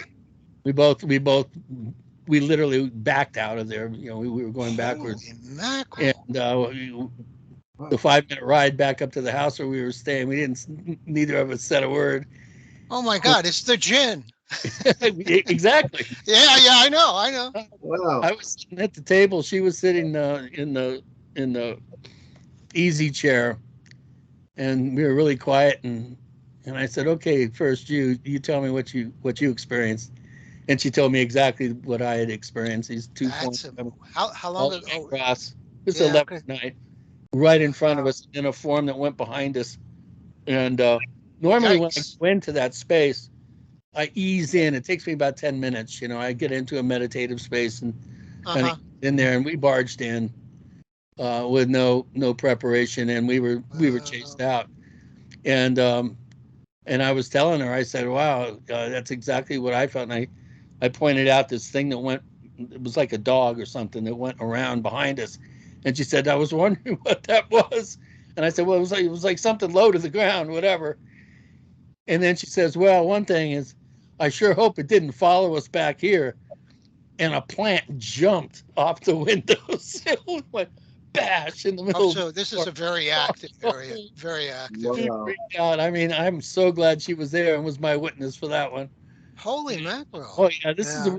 real deal. I've been able to Oh, to actually get a zero it down to a location based on the houses around and where they say things are coming from. I've been able to triangulate to this one little spot, and it's got probably some of the earliest vestiges of human evidence, probably in North America. Uh, One of the most oldest visited spots in North America by humans. It goes back to 13,000 years, and this was obviously it was a Native American camping site, or mhm. possibly a religious site for thousands of years, and it's got big mojo.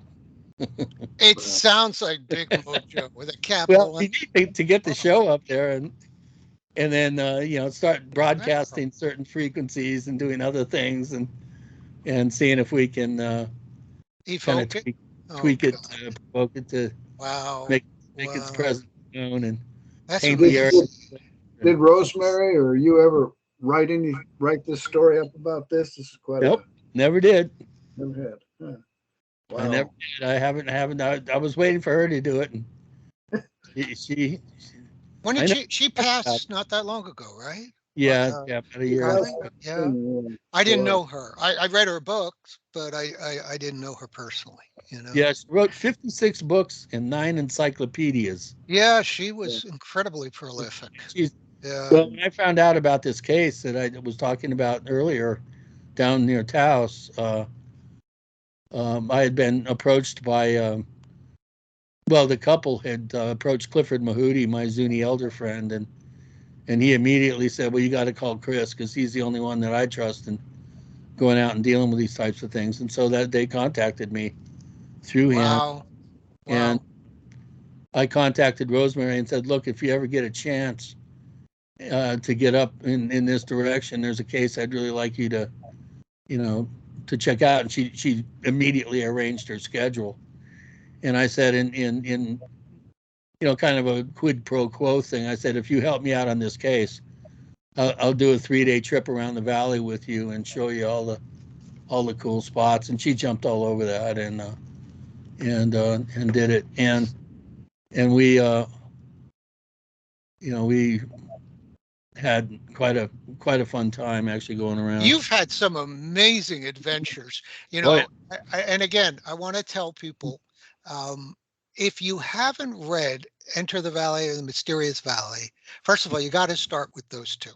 And when you get through done with those, if you're not intrigued to read more about what Chris has written about, Yeah. there's something wrong with you. You must be brain dead, because it is just astonishing. Again, the range, it's not just one thing. It's not just cattle mutilations, but it's the range of his knowledge Oh, and yeah. the range of his investigation. And it's really engrossing, really engrossing. And also, one of my favorite books that you wrote was the Trickster, Stalking the Trickster. So before that, though, one of my favorite all-time books of all time was my friend George Hansen's book. Yeah, paranormal and trickster. Yeah. Love that book. I mean, some of it became so dense and so erudite.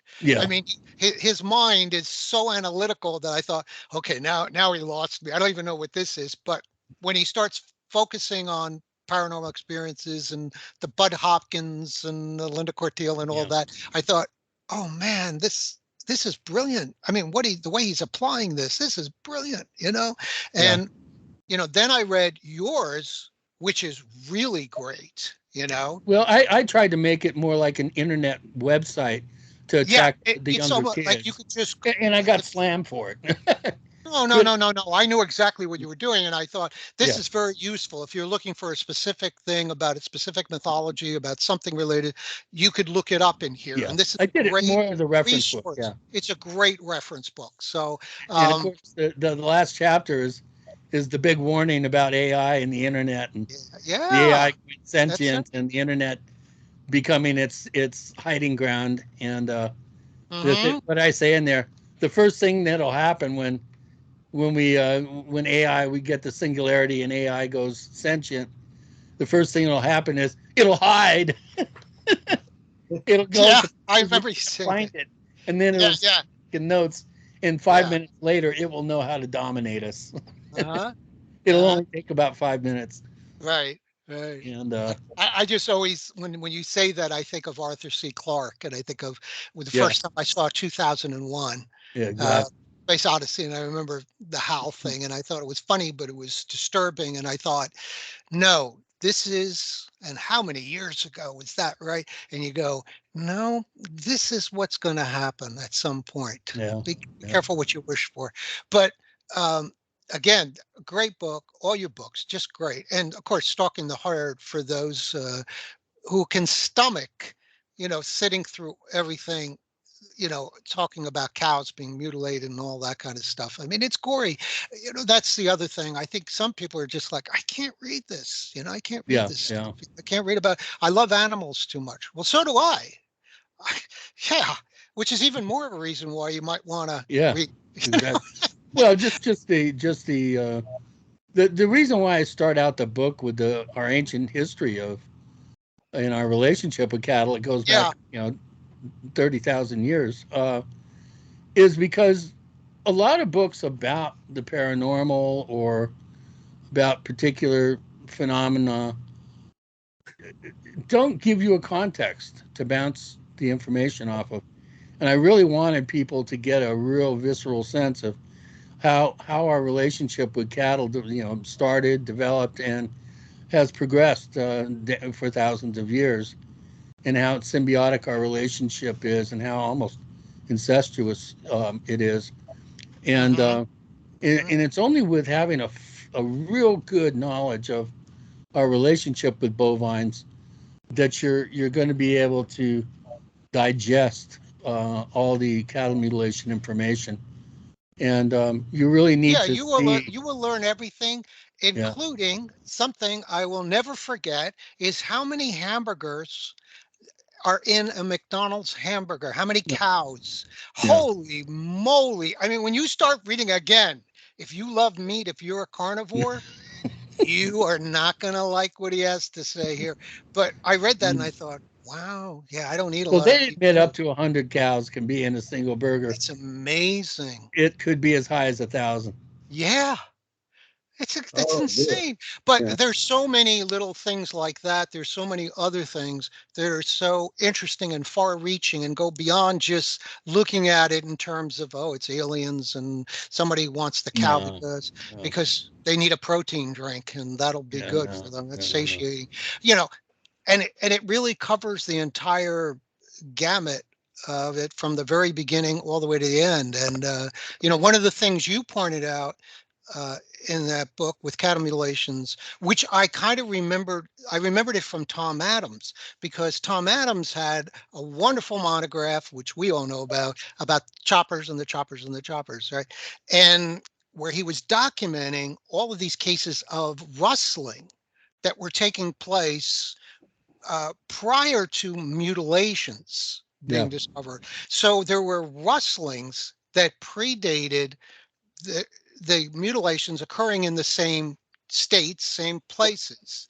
And I found that fascinating that you were pointing to that. And I thought, yeah, that kind of makes sense. It makes sense. I don't know what it makes sense of, but it's interesting that you have a Well, way. it generates criminal reports. It generates Right, police reports. If you right. take the animal, then it's grand theft. If you leave it behind, it's you have plausible deniability. Right. I remember you, yeah, Yeah, speculating about why that would be, and I thought, yeah, that's kind of interesting that that would be sort of the foreshadowing of it, why somebody would want to do that first, and then they realize, oh, it's attracting too much attention. Let's go the other route. You right, know, right. that's so there's things like that that you talk about, or you'll speculate, or you'll point out that Yeah, even myself, I didn't know all of it. And how can you? It's so vast. I mean, yeah, you wrote a book that's like an encyclopedia on the subject. So a lot of people also aren't going to have the attention span for that, you know? yeah. Uh, Unfortunately, but it was Well, how great. And about the only criticism that I had about the book, it has nothing to do, and it wasn't under your control. I'm a big index person, right? With I know. footnotes. I This had nothing to do with you because I I had know how it somebody is. promise to do an index for me, and And they so for they were me, it was too overwhelmed. frustrating because I'm like, okay, he's going chronologically, but I want to be able to have an index to go back Oh, to I what I know. want to I search, just I and I was couldn't so do it. so So upset. I ended up like I do now because I'm old school. Is I take the book and then I make copies, I email it, and then I would print out, those sections and just have sections of them so I could go back and look. What I'll do, Peter, is I'll send you a PDF of it, and then that way you can do a Oh, find that's function. great. Yeah, That would be great. That yeah, would be great. But anyway, so a couple things that I just want to say, uh, because again, it's not about me and it's not about Brent. It's about focusing on what other people also have done and what their contribution have been, especially if they're not receiving the kind of notice they use. I really urge people, even if you can only give like $20, 30, whatever, this is expensive. I don't know if people understand how expensive it is to do this. 12 years in the making for you to put yeah, this together with software engineers and hardware engineers. I know from our group, the money that came out of their own pockets, yeah, because there yeah. was no GoFundMe back then, to No, build the equipment and do what they wanted to do was yeah, yeah, extremely expensive. So yeah. It's been this kind of 15 stuff years is now. great. Just And this is something that really should be a part of anybody who's serious in doing true. or somebody who lives in an area where there's Exactly. Exactly. increased amount of activity. And I if mean, you, everywhere is good. It doesn't matter where you go, there they are. But some areas are a little bit more active than or others. whether you're experiencing a flap, if you start experiencing a flap in a particular area, Exactly. get Yeah. together with the other investigators, Well, get this and if equipment you going. get something, you have recourse. You could have real top-notch scientists analyzing your data for you, Right. And who wouldn't and want that? Yeah. That was and and another that's one. Mark Rodiker. There were just, these are luminaries and these are people that worked really, really hard. Um, like David Marler, another one who's really attempting to put together all this archival material and maintain it. And it's really, really hard. yeah, And it's mhm, expensive. I know Erica Lukes has been doing that herself with yeah, Ann Ruffles materials. I think she has pretty much got all of Andra. These are important investigators and also their correspondences. Like Brent and I sometimes will talk and I'll say to him, did you ever see a letter or pertain this? And he'll say, oh, Betty Hill talks about that in one of the letters she sent me. Things like that, where you're doing research on a specific topic and you go on Google and there's nothing there because a lot of this stuff was lost or only a couple of investigators have it in their file. right. And you're Mhm. like, why isn't everybody just putting everything out? I'm not saying you have to put everything up, but I'm just saying, like, after a time, instead of just hoarding everything that you got, I don't Yeah. have a lot. Whatever I have, I put out there. I send it Well, to Brent, and that's I go, what's here, happened to me. copy this, put this. If something happens to me, here, you do whatever you want. Put it in the library. I don't care. But Yeah. it's like things are going to get lost. I mean, there's Mm. files that don't exist. MUFON. I mean, I don't know.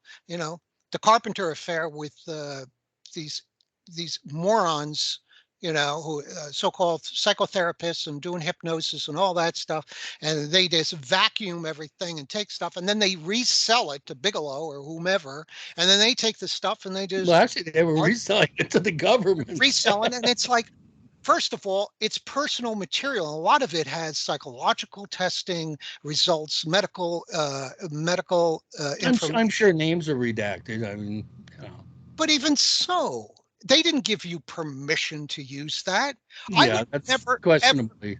I've never done that. If I have a client and we do a haunting investigation, I would give them the option. If you want me to use your name, that's okay. I want you to sign a disclaimer. If you don't, then I want you to sign that as well. I will not, I'm going to make it anonymous. I'm going to disguise the location.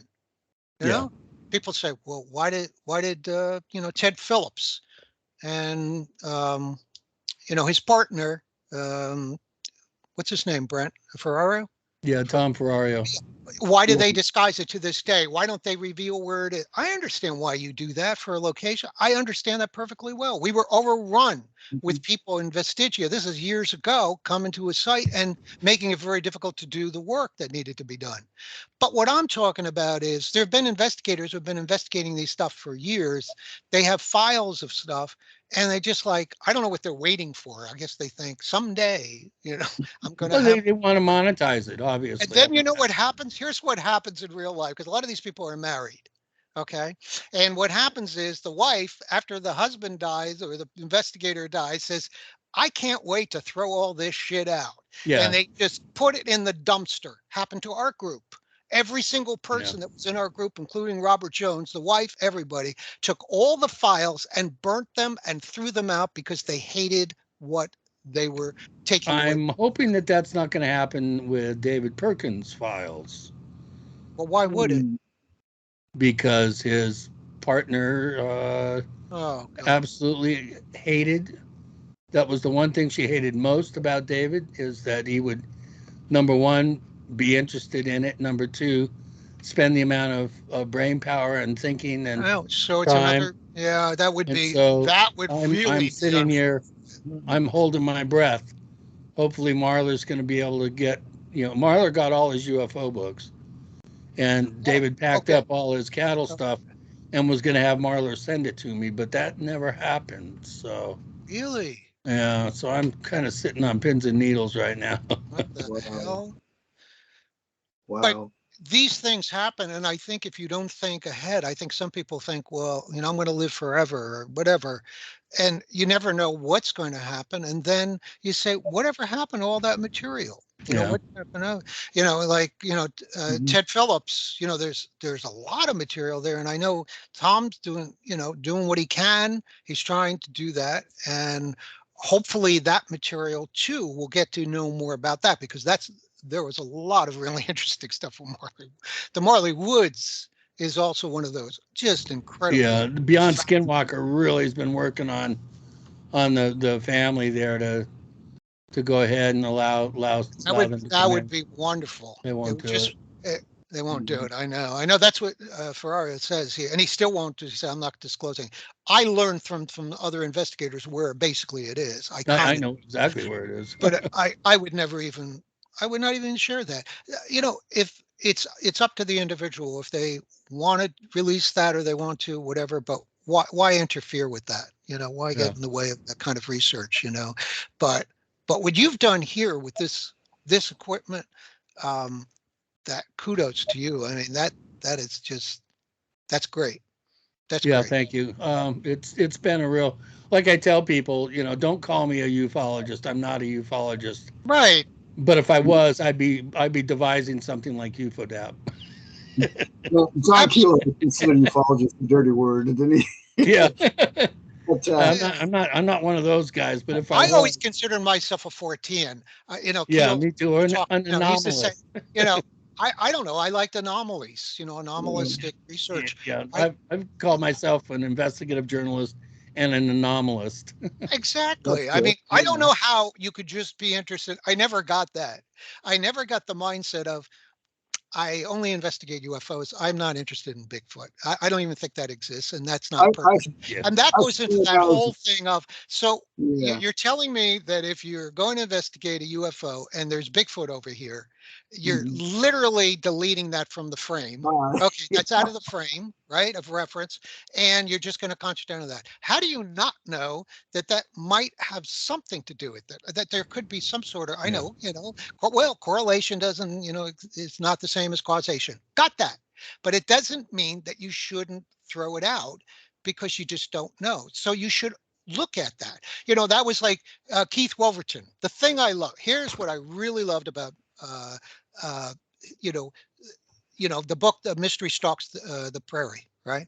Um, he included Bigfoot All of it. sighting. Yeah. But how many people do that? How many police Even officers? NIDS, when they did the paper Absolutely. on Right. on Montana, they Right. said there's 60 some odd uh, events that we just chose not to address, including all the Bigfoot reports, the right. weird hooded figure reports. And I do not understand how you can look at something and say, well, that has nothing to do. It's not relevant. And you study. And I used to see that all the time at UFO convention. If I even was talking at a UFO convention, if I mentioned Bigfoot or strange creatures, there would be moans, because people were like, no, we just stick to talking about that. And then when you get hardcore ufologists who are just nuts and bolts ETH or whatever, they are, they feel like it's a malignancy to be Yeah. talking or introducing that into the fray. They think that's enough. And I remember listening, we were talking about Peter Gattila, who was a Bigfoot researcher from out in California. And I was listening to a podcast he was on, and he was involved with with Alan Hynek in the study of a case, Dorothy Izat. I don't know if you ever remember. It was kind of a Oh, famous case. Okay, you know what I'm talking about. So he was a Bigfoot researcher, and then he started noticing, he collaborated with Stanton Friedman at the time. They had their own I didn't know this. They had their own UFO group back in the day, right? Back in like the late 60s or whatever, early right. 70s. And he said, and Stanton only wanted to work on UFO cases. And here comes Gattila says to him, I'm starting to run into UFO cases that we're investigating, but they involve Bigfoot. And he said, Stanton said to me, listen, damn it, I got enough problems dealing with one mystery. I don't need more than one. One's more than I can handle. That mindset is the Yeah. same mindset that I used to think, to me it's poisonous, because Yeah. what you're doing is you're taking the data and you're changing it. Yeah. You're Exactly. altering the data. And it was like, no, whatever happens, I'm going to include it. And that's what John Keel and I, when we would talk, and he would say, when you're on an investigation, do you ask them about other things that they might be experiencing other than like a haunting? I go, the way we used to do it, I would sit down and I would say, have you experienced anything else other than the events we're talking about? And that was always interesting. I never would suggest, have you ever seen, I had a Bigfoot sighting? Have you ever Yeah. had an Yeah. out of Yeah. body It's experience? just it. Right. Anything else So, out of the ordinary. right. So I That's would just that's say how I would. anything else out of the ordinary, and they would think, and then a lot of times what would happen, I would see a pause, and they would say, well, there was this thing, but I don't think it has anything to do with this. They would say that because what the mind is doing is they're focusing on that, and that's their frame of reference. They're not thinking, oh, it's related to, the out of body experience, or, these other things that happened to me. But then very often, especially when I was in northern Jersey where there were Bigfoot being seen and all that, the same witness who had an out of body experience also had a haunting experience. Then they would start spontaneously telling me about their mother, and then the grandmother years ago who had this kind of experience. And and my cousin had died of spontaneous human combustion. Do you believe that? And I'm like, what? You know, what are the, Right. so then you start looking at coincidence and you say, well, that seems really strange. How many people do you meet in a day that say they've had all this happening? Right. You know, Well, just, that's why my Mysterious Valley books are, I think, one of the things that I made a point of really looking at all the attendant community things, whether it's aberrant social behavior, weird weather, um, coincidental, the numbers of fires. Like one weekend we had I think it was a dozen fires, weird weather, a partial tornado, a bunch of UFO sightings. We had a society family. The eldest daughter got married. The other daughter was the maid of honor, and they got into an argument at the wedding, and the maid of honor knifed her bride's sister to death. All this happened in the same 2-day period, and wow. it's impossible not to think that there was something really bad in the air going on, that affected not only the people but the weather, and there was heightened numbers of animals dead in the roads, Hmm. roadkill. It was very strange, and it was impossible Well, not Yeah. to notice. Yeah. I Because, remember Vincent Gaddis. I remember in Mysterious Fires and Lights. oh, that's a, Yeah, He that's a fabulous. describing the religious revival and all the strange lights appearing in the Yes. sky back in Yeah. 1984 and Yeah. 5. Mentioned about 5 cases of spontaneous human combustion that Uh-huh. occurred right around that time over there. yeah, It's like, wow. And then Tommy Bland recently mentioned when there was a wave of sightings in Texas back in the 70s, they found a body of someone that looked like, laying in a car. And he went to the police station, and the sheriff wouldn't cooperate. He wanted him out of there. And then some government people came, he said, and he was Yeah. ushered outside. Hmm. Well, look, I hate to do this, but my wife is giving me this eye, like she wants to go out to eat right now. I hear you. Right. Yeah. Yeah, I know. Before you know it, we'll be here another day talking to, it's just so great. I really appreciate both of you being on here and sharing all these Yeah. fascinating points. And if we can possibly, coach Christopher to come back sometime again, Yeah. would love to. I wanted to talk about another element to all this, but there's so many things to cover, and I appreciate both of you being here and sharing what you have today. And yeah, Yeah. my pleasure. Sure, just let me Yeah. know. thank you so much. And as you know, as I say on the end of the Ghost Hunters TV show, on to the next. So you guys take care of yourselves. Yeah. All Great right, seeing cool. you and Thanks talking, again. Chris, and congratulations on everything you're doing. I mean, I think Right, it's thank you, Peter. I appreciate that. okay. We'll be in touch again. Okay. Okay, All right. All right, we'll all see right, y'all signing later. off. Take care, Bye. guys.